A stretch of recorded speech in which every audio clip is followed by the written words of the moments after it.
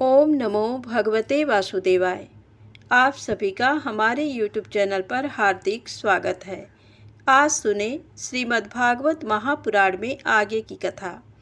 आज की कथा में आप जानेंगे विराट शरीर की उत्पत्ति। तो प्रेम से बोले श्री हरि विष्णु भगवान की जय हो। मैत्रेय जी ऋषि ने कहा, सर्वशक्तिमान भगवान ने जब देखा कि आपस में संगठित न होने के कारण ये मेरी महतत्व आदि शक्तियाँ विश्व रचना के कार्य में असमर्थ हो रही हैं, तब वे काल शक्ति को स्वीकार करके एक साथ ही महतत्व, अहंकार, पंचभूत, पंच तन्मात्रा और मन सहित 11 इंद्रियां, इन 23 तत्वों के समुदाय में प्रविष्ट हो गए। उसमें प्रविष्ट होकर उन्होंने जीवों के सोए हुए अदृष्ट को जागृत किया और परस्पर विलग हुए। उस तत्व समूह को अपनी क्रिया शक्ति के द्वारा आपस में मिला दिया। इस प्रकार जब भगवान ने अदृष्ट को कार्योन्मुख किया, तब उस 23 तत्वों के समूह ने भगवान की प्रेरणा से अपने अंशों द्वारा अधिपुरुष विराट को उत्पन्न किया। अर्थात जब भगवान ने अंश रूप से अपने उस शरीर में प्रवेश किया, तब वह विश्व रचना करने वाला महतत्व आदि समुदाय एक दूसरे से मिलकर परिणाम को प्राप्त हुआ। ये तत्वों का परिणाम ही विराट पुरुष है, जिसमें चराचर जगत विद्यमान है। जल के भीतर जो अंड रूप आश्रय स्थान था, उसमें वह हिरण्यमय विराट पुरुष संपूर्ण जीवों को साथ लेकर 1000 दिव्य वर्षों तक रहा। वह विश्व रचना करने वाले तत्वों का गर्भ था तथा ज्ञान, क्रिया और आत्मशक्ति से संपन्न था। इन शक्तियों से उसने स्वयं अपने क्रमशः 1, 10 और 3 आध्यात्मिक, आदि दैविक, आदि भौतिक विभाग किए।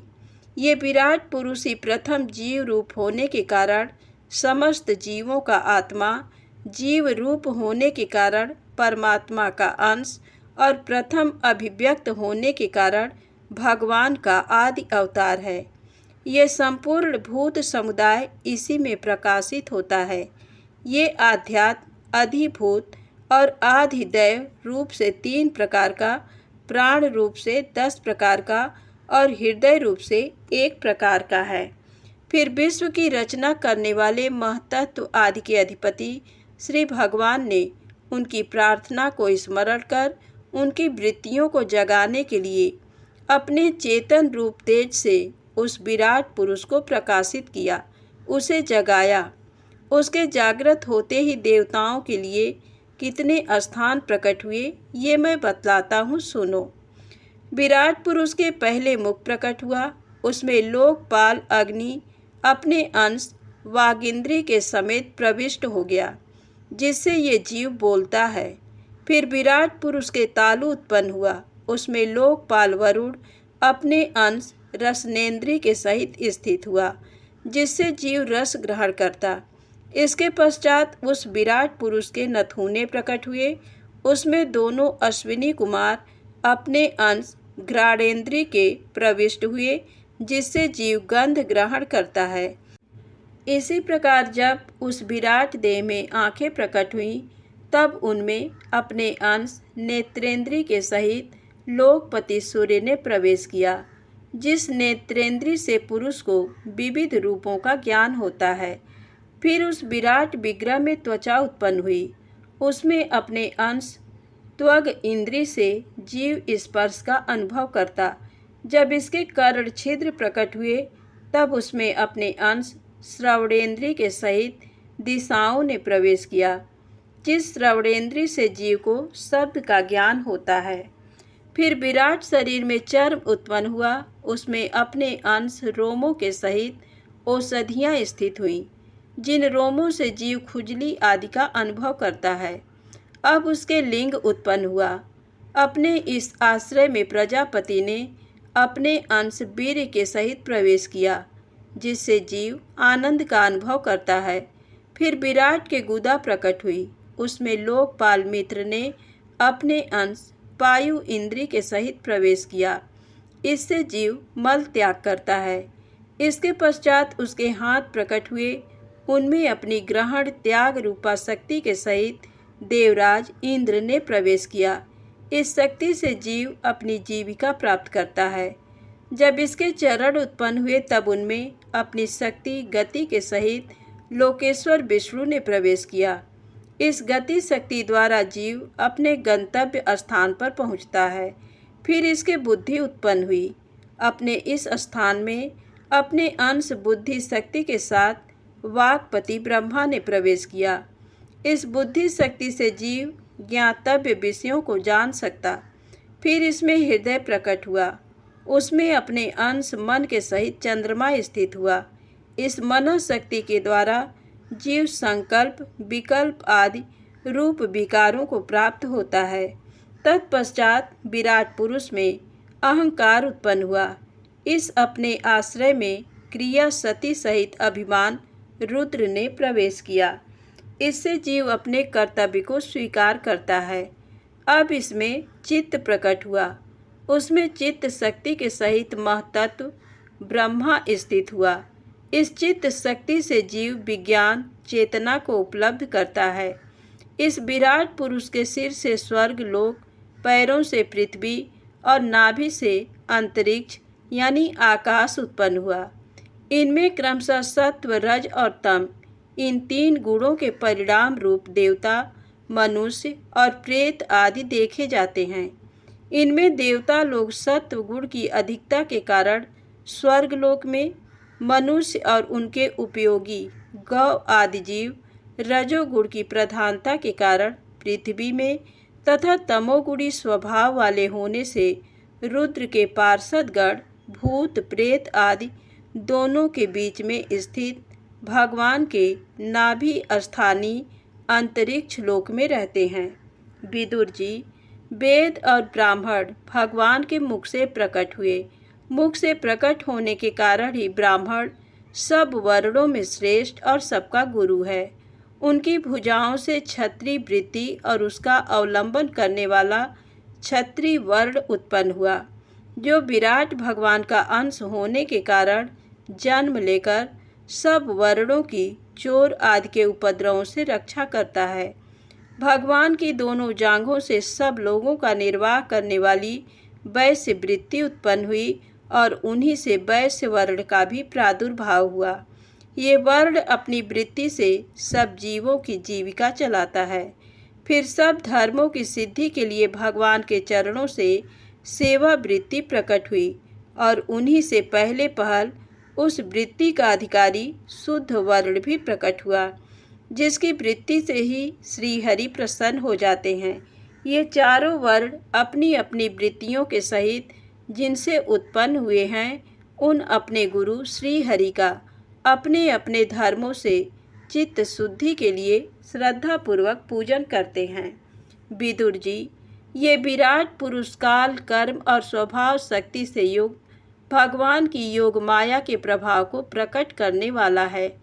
इसके स्वरूप का पूरा पूरा वर्णन करने का कौन साहस कर सकता है।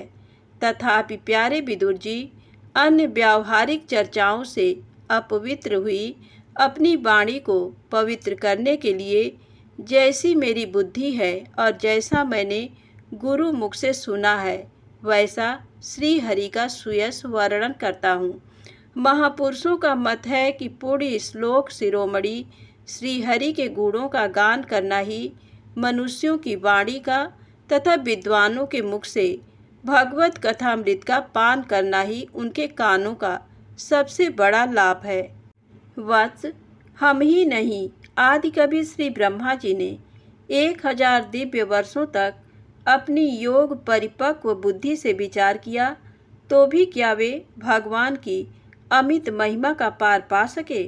अतः भगवान की माया बड़े बड़े मायावियों को भी मोहित कर देने वाली है। उसकी चक्कर में डालने वाली चाल अनंत है। अतएव स्वयं भगवान भी उसकी था नहीं लगा सकते, फिर दूसरों की तो बात ही क्या है। जहाँ न पहुंचकर मन के सहित वाणी भी लौट आती है, तथा जिनका पार पाने में अहंकार के अभिमानी रुद्र तथा अन्य इंद्रियाधिष्ठाता देवता भी समर्थ नहीं है, उन श्री भगवान को हम नमस्कार करते हैं। श्री सुखदेव जी कहते हैं, मैत्रेय जी का ये भाषण सुनकर बुद्धिमान व्यासनंदन विदुर जी ने उन्हें अपनी वाणी से प्रसन्न करते हुए कहा। विदुर जी ने पूछा, ब्राह्मण, भगवान तो शुद्ध बोध स्वरूप निर्विकार और निर्गुण हैं, उनके साथ लीला से भी गुण और क्रिया का संबंध कैसे हो सकता? बालक में तो कामना और दूसरों के साथ खेलने की इच्छा रहती है, इसी से वह खेलने के लिए प्रयत्न करता है, किंतु भगवान तो स्वतः नित्य तृप्त, पूर्ण काम और सर्वदा असंग हैं। वे क्रीड़ा के लिए भी क्यों संकल्प करें? भगवान ने अपनी गुणमयी माया से जगत की रचना की है, उसी से वे इसका पालन करते हैं और फिर उसी से संहार भी करेंगे।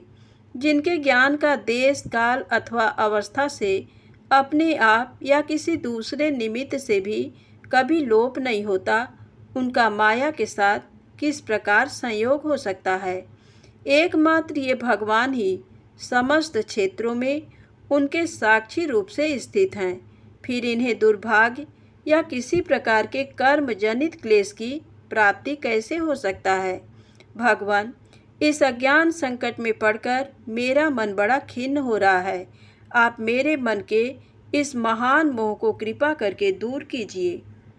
श्री सुखदेव जी कहते हैं, तत्व जिज्ञासु विदुर जी की ये प्रेरणा प्राप्त कर अहंकारहीन श्री मैत्रेय जी ने भगवान का स्मरण करते हुए मुस्कुराते हुए कहा।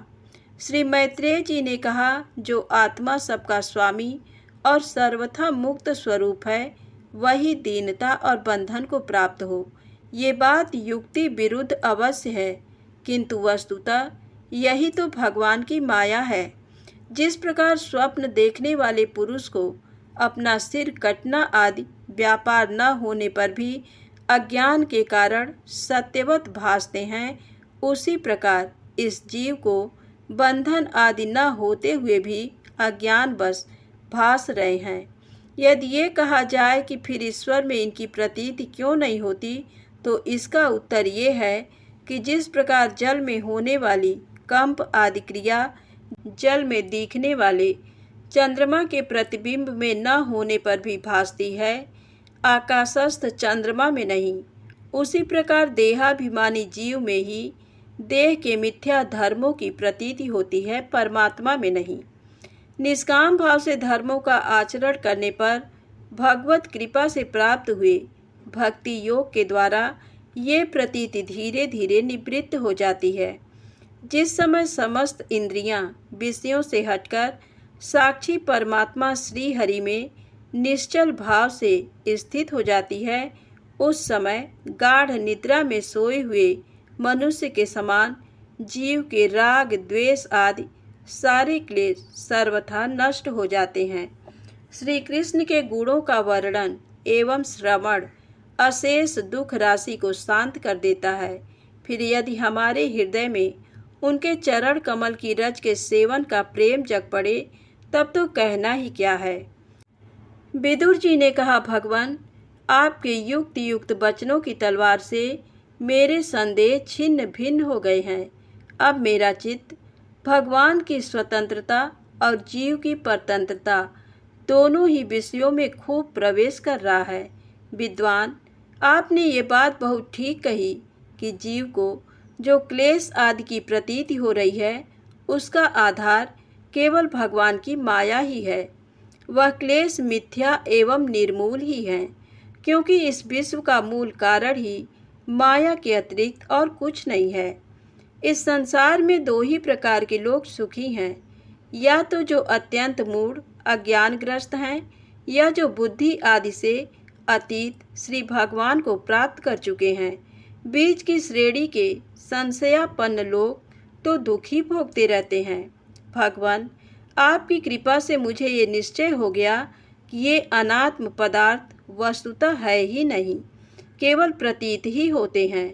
अब मैं आपके चरणों की सेवा के प्रभाव से उस प्रतीति को भी हटा दूंगा।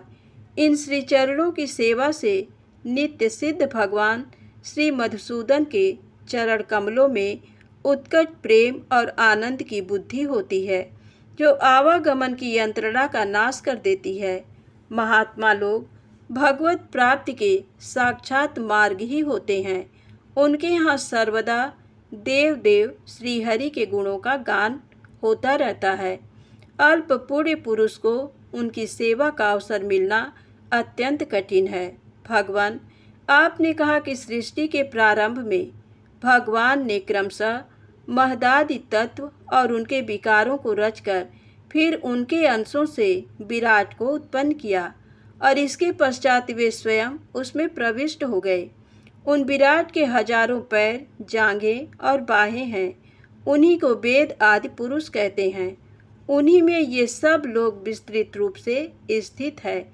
उन्हीं में इंद्रिय, विषय और इंद्रियाभिमानी देवताओं के सहित 10 प्रकार प्राणों का, जो इंद्रिय बल, मनोबल और शारीरिक बल रूप से 3 प्रकार के हैं, आपने वर्णन किया है और उन्हीं से ब्राह्मण आदि वर्ण भी उत्पन्न हुए हैं। अब आप मुझे उनकी ब्रह्मा आदि विभूतियों का वर्णन सुनाइए, जिनसे पुत्र, पौत्र, नाती और कुटुंबियों के सहित तरह तरह की प्रजा उत्पन्न हुई और उससे ये सारा ब्रह्मांड भर गया। वह विराट ब्रह्मा आदि प्रजापतियों का भी प्रभु है। उसने किन किन प्रजापतियों को उत्पन्न किया तथा सर्ग, अनुसर्ग और मनवंतरों के अधिपति मनुओं की भी किस क्रम से रचना की।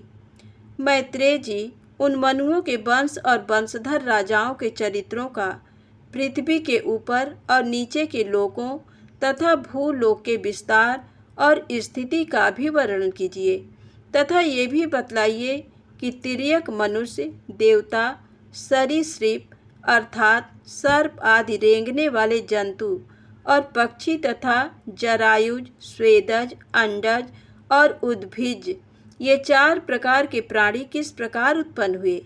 श्री हरि ने सृष्टि करते समय जगत की उत्पत्ति, स्थिति और संहार के लिए अपने गूढ़ावतार ब्रह्मा, विष्णु और महादेव रूप से जो कल्याणकारी लीलाएं की, उनका भी वर्णन कीजिए।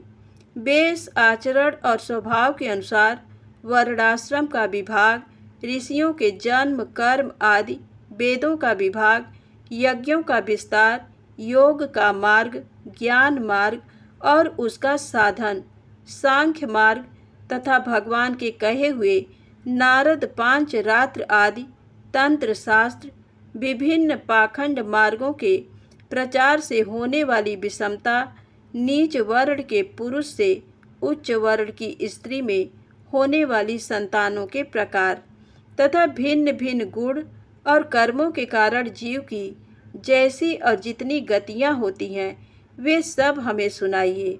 ब्राह्मण धर्म, अर्थ, काम और मोक्ष की प्राप्ति के परस्पर अविरोधी साधनों का, वाणिज्य, दंड नीति और शास्त्र श्रवण की विधियों का, श्राद्ध की विधि का, पितृगणों की सृष्टि का तथा काल चक्र में ग्रह, नक्षत्र और तारागण की स्थिति का भी अलग अलग वर्णन कीजिए।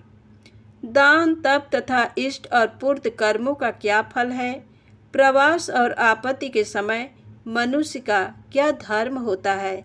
निष्पाप मैत्रेय जी, धर्म के मूल कारण श्री जनार्दन भगवान किस आचरण से संतुष्ट होते हैं और किन पर अनुग्रह करते हैं, ये वर्णन कीजिए। द्विजवर, दीन वत्सल गुरुजन अपने अनुगत शिष्यों और पुत्रों को बिना पूछे भी उनके हित की बात बतला दिया करते हैं। भगवान, उन महदादि तत्वों का प्रलय कितने प्रकार का है तथा जब भगवान योग निद्रा में शयन करते हैं तब उनमें से कौन कौन तत्व उनकी सेवा करते हैं और कौन उनमें लीन हो जाते हैं। जीव का तत्व, परमेश्वर का स्वरूप, उपनिषद प्रतिपादित ज्ञान तथा गुरु और शिष्य का पारस्परिक प्रयोजन क्या है। पवित्रात्मन विद्वानों ने उस ज्ञान की प्राप्ति के क्या क्या उपाय बतलाए हैं, क्योंकि मनुष्यों को ज्ञान, भक्ति अथवा वैराग्य की प्राप्ति अपने आप तो हो नहीं सकती। ब्राह्मण, माया मोह के कारण मेरी विचार दृष्टि नष्ट हो गई है। मैं अज्ञ हूँ, आप मेरे परम सुहृद हैं। अतः श्री हरि लीला का ज्ञान प्राप्त करने की इच्छा से मैंने जो प्रश्न किए हैं उनका उत्तर मुझे दीजिए।